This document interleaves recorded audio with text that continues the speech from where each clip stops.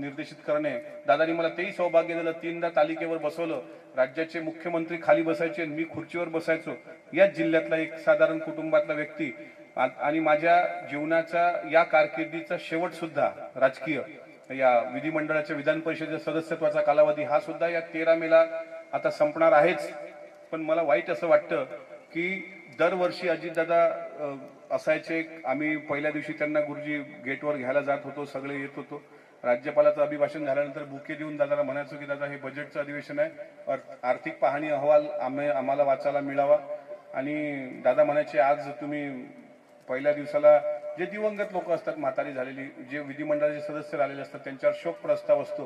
आणि माझ्या जीवनातला दुर्दैव पहा की आज शिवजयंतीला त्यांना इथे आदरांजली वाहावी लागली आणि उद्याच्या पहिल्या दिवशी त्यांच्याच नावाचा शोक प्रस्ताव येत असताना मी त्या सभागृहात असेल तर माझ्यासारखा कमनशिबी आणि माझ्यासारखा दुर्दैवी व्यक्ती मला तरी वाटते कोणी नसेल। कारण ज्या दिवशी आमदारकी भेटली त्या दिवशी ती आमदारकी आणि त्याचा आनंद व्यक्त करायला माझे वडील नव्हते, कारण ते 2018ला वारले होते।